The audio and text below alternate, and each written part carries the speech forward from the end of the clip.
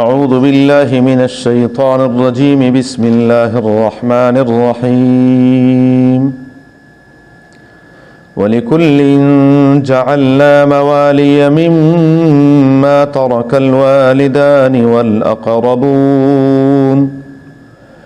والذين عقدت أيمانكم فآتوهم نصيبهم إن الله كان على كل شيء شهيدا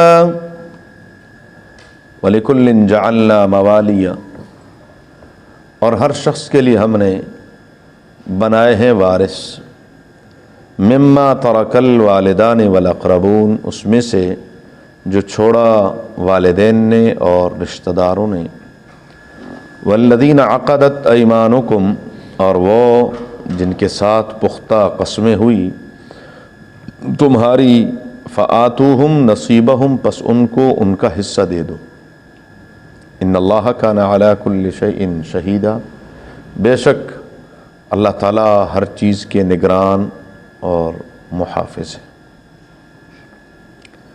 وَلِكُلٍّ جَعَلْنَا مَوَالِيَ مِمَّا تَرَكَ الْوَالِدَانِ وَالْأَقْرَبُونَ، سورہ نساء کی آیت نمبر 33 ہے۔ گزشتہ آیت میں اللہ تبارک و تعالیٰ نے عورتوں کے دل میں ایک خاص خواہش پیدا ہوئی مردوں کے بعد نیکیوں کو دیکھ کر، تو پروردگار عالم نے اس پر تنبیہ فرمائی کہ جب آپ کی نیت یہی ہے، نیکی کی ہے، تو بغیر کیے ثواب مل گیا۔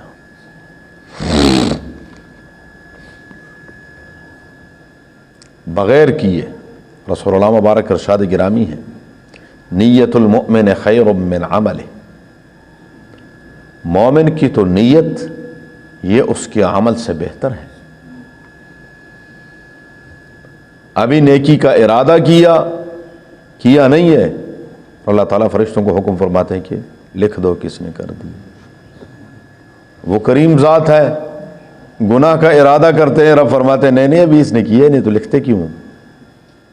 یہ اس کی شان کریمی ہے، وہ مہربان ہے اپنے بندوں پر۔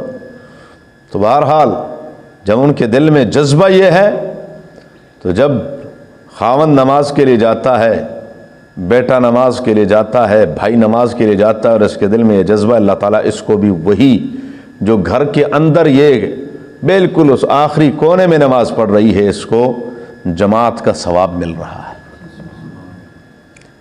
اور اس کے جذبے کی وجہ سے جب خاوند جہاد میں جاتا ہے اور یہ پیچھے اس کے بچوں کی دیکھ بھال کرتی ہے، وہ وہاں اپنی جان ہتھیلی پہ رکھ کر سب کچھ کر رہا ہے، اللہ تعالیٰ اس کو گھر میں بیٹھے بیٹھے وہی ثواب دے رہا ہے جو غازی کو ثواب رب العالمین عطا فرماتے ہیں۔ ایسا نہیں ہے، ثواب کے معاملے میں پروردگار عالم نے کمی کوتاہی کوئی نہیں فرمائی، چونکہ صنف نازک ہے تو پروردگار عالم نے اس کے لیے کیا ہے، آسانیاں ہی آسانیاں، بوجھ ہی نہیں ڈالا۔ اور ہماری بدقسمتی دیکھیں آج انسان کی، کیوں کہتے ہیں میرے اوپر بوجھ ڈال، میرے اوپر بوجھ ڈالیں۔ قوم سبا ایک عجیب قوم گزری ہے دنیا میں، 22ویں پارے میں اس کا تذکرہ ہے، مستقل ایک سورت کا نام ہی سورہ سبا ہے۔ اللہ تعالیٰ نے ان کو بڑا نوازا تھا، بہت نوازا تھا، اتنی فراوانی تھی جس کی انتہا کوئی نہیں تھی۔ صرف مفسرین نے ایک اشارہ کیا ہے، وہی آپ کے سامنے رکھتا ہوں، اس سے اندازہ لگا لیں، جس کا ہم اس دور میں تصور بھی نہیں کر سکتے۔ باغات میں پھل پک کر گر رہے ہوتے تھے، کوئی توڑنے والا نہیں ہوتا تھا۔ تو مفسرین لکھتے ہیں کہ اگر ایک شخص کسی بھی باغ میں کوئی ٹوکرا کوئی چیز سر پہ رکھ کر چند قدم چلتا تھا تو مختلف پھلوں سے اس کا ٹوکرا بھر جاتا تھا۔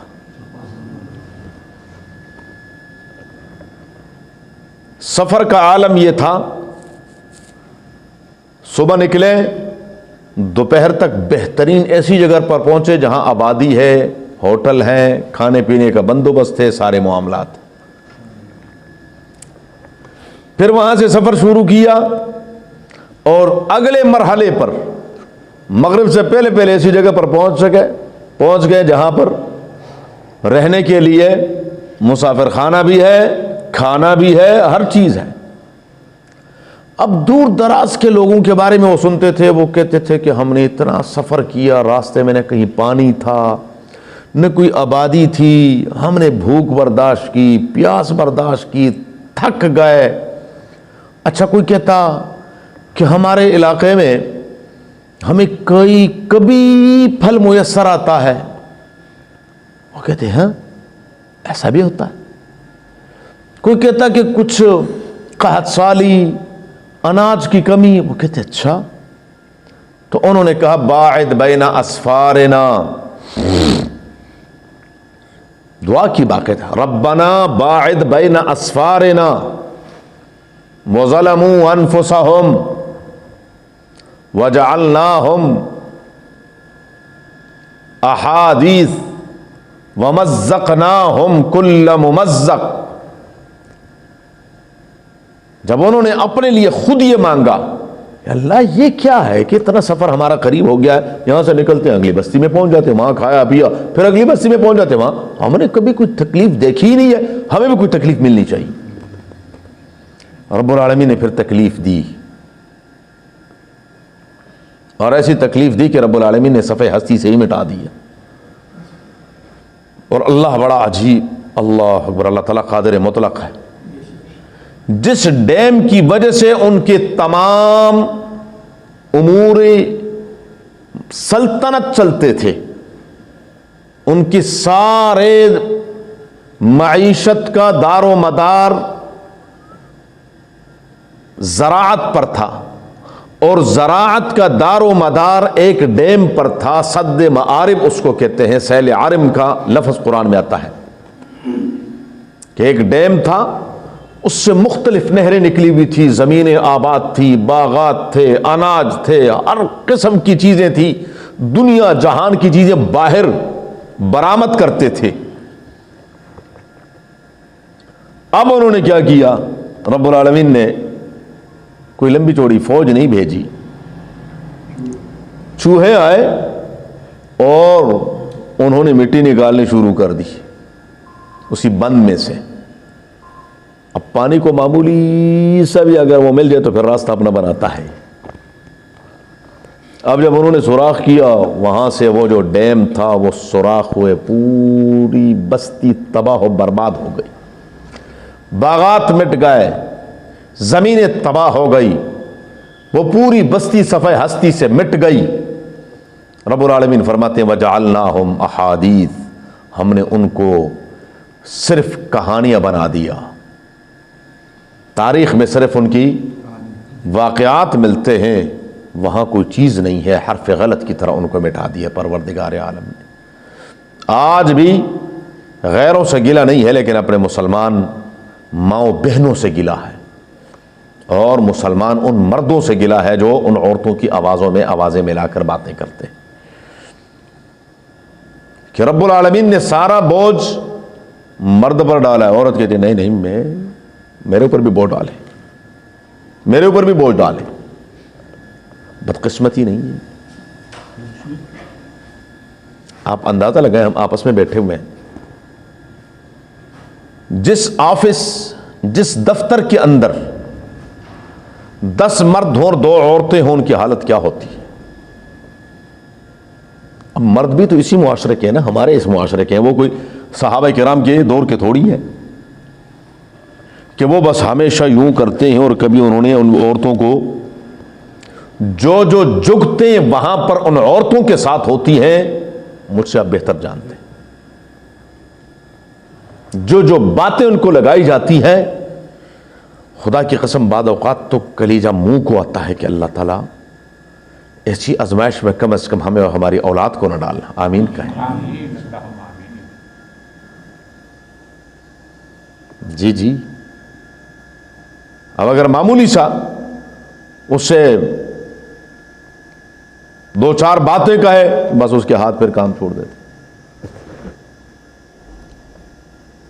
یہ چند دن پہلے میں ایک بینک میں گیا، اب وہ بیچاری وہاں مستورہ بیٹھی ہوئی ہے، اب وہ پیچھے ایک لائن لگ گئی. آپ یقین کریں کہ اس نے جب انہوں نے کہا 2-4 آوازیں آئی کہ جلدی کریں، وہی ہے کہ اس پہ آپ جو ہے اتنا ٹائم لگا رہی ہیں، اس کے ہاتھ یوں کانپنے لگے کہ بس مجھے نہیں ہونا. اللہ تبارک و تعالیٰ نے مرد کے اندر اپنی صلاحیت رکھی ہے، قوت طاقت رکھی ہے. رب العالمین نے دیکھیں آج کے دور کا انسان کسی کمپنی میں، کوئی کمپنی اگر کوئی چیز ایجاد کرتی ہے تو اگر اس کو ایک سوزوکی ہے تو اس کے اوپر لکھا ہوا ہے کہ کتنی kg وزن اٹھا سکتا ہے، لے کے چل سکتا ہے. اگر وہی وزن آپ ڈمپر کا وزن سوزوکی پر ڈال دیں، اٹھا لے گا وہ؟ ممکن نہیں. چوں ختم. کیا ہوا جی؟ اس کا انجن فیل ہو گیا، بیٹھ گیا، فلاں ہو گیا. کیوں؟ اس نے جتنا وزن اٹھانا تھا اتنا ہی اٹھانا. تو جس وزن کے لیے پروردگار عالم نے عورت کو بنایا ہی نہیں اور وہ کہتے نہیں میں نے اٹھانا ہے، تو پھر بیڑا غرق ہونا. جو دوسری خرابیاں وہ تو اپنی جگہ ہے، لیکن اللہ نے اس پر یہ وزن ڈالا ہی نہیں ہے. اور وہ کیا کہہ رہی ہے کہ میرے اوپر بھی کیا ہو، وزن ڈالے، کیونکہ میں کیا ہے، یہ زندگی کے 2 پہیے ہیں، مرد اور یہ دونوں نے کیا ہے، بڑی بات ہے. اللہ تبارک و تعالی ہدایت نصیب فرمائے کہ جب وزن پروردگار عالم نے ذمہ داری مرد کے اوپر ڈالی ہے، عورت پر نہیں ڈالی، تو اللہ تبارک و تعالی سے اپنے لیے برائی نہ مانگے، عافیت کا سوال کریں کہ پروردگار اس کی حیاتی کرے، زندگی کرے. اس نے میرا سارا وزن اٹھایا ہوا ہے، مجھے پتہ ہی کچھ نہیں، کہاں سے کماتا ہے، کیسے کماتا ہے، جو مرضی کرتا ہے، یہ اس کی ذمہ داری میری نہیں ہے. میری ذمہ داری گھر کی 4 دیواری کے اندر کی ہے. میں گھر کی 4 دیواری کے اندر کی چودرانی ہوں. میں اس میں کیا ہے، بچوں کی تربیت کرنی ہے، ان کی پرورش کرنی ہے، ان کے سارے معاملات کرنے ہیں. خاوند کو کیا کرنا ہے، سارا معاملات. اور لِتَسْكُنُوا إِلَيْهَا، معاملہ الٹ کیا. عورت کو بنایا تھا کہ یہ خاوند کے لیے کیا ہو، سکون کا باعث ہو. وہ کہتے ہیں میں دنیا کے لیے تو سکون کا باعث ہوں گی لیکن خاوند کے لیے مصیبت بنوں گی. خاوند کے لیے ہاں مجھے بتائیں، جو عورت سارا دن باہر سے تھک ہار کر آتی ہے وہ گھر میں سکون دے گی؟ ہاں، وہ سکون کا باعث بنے گی؟ پھر وہ پہلے سے باہر سے بھری ہوئی آئی ہے، اس کو تو موقع چاہیے کہ وہ پھٹ جائے. اور جو معمولی موقع ملتا ہے تو پھر کیا ہے، ہوتا اس طرح کہ نہیں ہوتا. ان گھروں کے حالات اللہ کسی کو نہ دکھائے.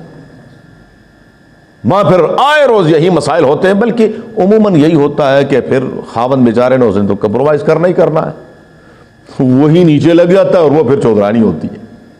تو تب ہی یہ گھر کا نظام چلتا ہے. اگر خاوند کہے کہ نہیں میں تو خاوند ہوں، تو وہ کہتے ہیں کہ نہیں وہ خاوند کوئی اور ہوں گے جو جن کا تصور کر رہا. میں وہ عورت نہیں ہوں، میں وہ بیوی نہیں ہوں. تو باہر کیف یہ معاملات رب العالمین نے فرمایا ایسے نہ کرو. ولا تتمنوا ما فضل اللہ بہ، تاکہ وراثت کا فرمایا لکل جعلنا موالی، ہر ایک کے لیے ہم نے وارث مقرر کی ہے. قرآن کریم میں پہلے اسی صورت کی ابتدائی آیات میں گزر چکا ہے، دوسرے رکوع کی پہلی آیت اور دوسری میں، کہ سب سے پہلے ذوی الفروض، وہ ذوی الفروض ان کو کہتے ہیں جن کے حصے قرآن نے مقرر کی ہے. ان کے بعد عصبات، اور پھر ان کے بعد اگر یہ بھی کوئی نہ ہو تو پھر ذوی الارحام ہے. ان کو یہ تمام کے تمام حصے اللہ تبارک و تعالیٰ نے متعین فرما دی کہ حصے ان کو ملنے ہیں. والذین عقدت ایمانکم فآتوہم نصیبہم. البتہ موالات کا ایک سلسلہ اب بھی ہے، پہلے کچھ اور بھی تھے ابتدائی اسلام میں، لیکن بعد میں اللہ تبارک و تعالیٰ ان کو منع فرمایا. تفصیل میں پہلے عرض کر چکا ہوں. صرف ایک سلسلہ باقی ہے کہ اگر ایک شخص دور دراز علاقے سے آ کر کسی مسلمان بھائی کے ہاتھ پر ایمان لے آیا، مسلمان ہو گیا ہے، اب اگر اس کا کوئی دوسرا وارث مسلمان نہیں ہے تو امام اعظم ابو حنیفہ رحمۃ اللہ علیہ فرماتے ہیں کہ پھر جس کے ہاتھ پر یہ مسلمان ہوا ہے، یہ شخص اگر نو مسلم فوت ہو جائے تو اس کے تمام مال کا وارث وہ مسلمان ہوگا. امام شافعی رحمۃ اللہ علیہ فرماتے ہیں کہ نہیں، اگر ایسی صورتحال پیش آ جائے تو یہ سارا کا سارا مال بیت المال میں جمع ہو جائے، کسی کو ملے گا نہیں. تھوڑا سا اختلاف. بہرحال فرمایا والذین عقدت ایمانکم فآتوہم نصیبہم، ہاں البتہ اپنے مال میں سے تہائی حصے میں سے آپ کسی کے لیے وصیت کر سکتے ہیں کہ یہ چونکہ میرا اس کے ساتھ ایک اچھا تعلق ہے اور یہ اس کا زیادہ حقدار ہے تو میں اس میں سے یہ لیکن وہ وارثوں میں سے کسی کے لیے نہیں کر سکتے. یہ یاد رکھیے گا، لا وصیت لوارث، جو آپ کا وارث ہے بیٹے ہیں تو کسی ایک بیٹے کے حق میں، کسی ایک بیٹی کے حق میں، بیوی کے حق میں، کیونکہ تو ویسے ہی وارث ہیں، وہ حقدار ہیں، ان کے حصے اللہ تعالیٰ نے مقرر کر دیا، ان کے لیے وصیت اگر آپ کریں گے بھی تو وہ جاری نہیں ہوگی، اس پر عمل نہیں ہوگا. ان اللہ کان علی کل شیء شہیدا، اللہ تبارک و تعالیٰ ہر چیز کے نگران، نگہبان، محافظ اور گواہ ہے، کوئی چیز پروردگار عالم سے چھپی ہوئی نہیں ہے. الرجال قوامون علی النساء بما فضل اللہ بعضهم علی بعض. مزید اسی بات کی ذرا وضاحت رب العالمین نے فرمائی ہے کہ مرد اور عورت ان کے معاملات، طریقہ کار اور جو تقسیم کار ہے اور ان میں سے کس کو کس پر کیا فضیلت حاصل ہے اس کا تذکرہ اللہ نے اگلی آیت میں کیا انشاءاللہ زندگی. اللہم صلی علی محمد وعلی آل محمد كما صليت على ابراهيم وعلى ال ابراهيم انك حميد مجيد. اللهم بارك على محمد وعلى ال محمد كما باركت على ابراهيم وعلى ال ابراهيم انك حميد مجيد. اللهم ارحمنا بالقران العظيم، اللهم ارحمنا بالقران العظيم، اللهم ارحمنا بالقران العظيم واجعله لنا اماما ونورا وهدى ورحمة يا رب العالمين. اللهم ذكرنا منه ما نسينا وعلمنا منه ما جهلنا وارزقنا تلاوته آناء الليل واطراف النهار واجعله لنا حجة يا رب العالمين. اللهم نور قلوبنا بالقرآن وزين أخلاقنا بالقرآن ونجنا من النار بالقرآن ودخلنا الجنة بالقرآن. اللهم يا مقلب القلوب، اللهم يا مصرف القلوب ثبت قلوبنا على دينك وطاعتك. سہیل خان صاحب کے لیے دعا فرمائے اللہ تعالیٰ ان کو صحت کاملہ عاجلہ نصیب فرمائے. الہ العالمین ہر قسم کی پریشانیوں سے، مشکلات سے اللہ ان کی حفاظت فرمائے. یا رب العالمین جو بیمار جہاں کہیں بھی ہیں، جس بیماری میں مبتلا ہے تو کریم ہے. الہ العالمین سب کو صحت کاملہ عاجلہ نصیب فرما. ہماری ان دعاؤں کو ہماری پوری امت کے حق میں قبول فرما. الہ العالمین ہر قسم کی آزمائشوں سے محفوظ فرما. اللهم حصل مرادنا ويسر امورنا، اللهم حصل مرادنا ويسر امورنا، اللهم حصل مرادنا ويسر امورنا بجاه حبيبك المصطفى ونبيك المرتضى صلى الله عليه وآله وأصحابه أجمعين برحمتك يا رب.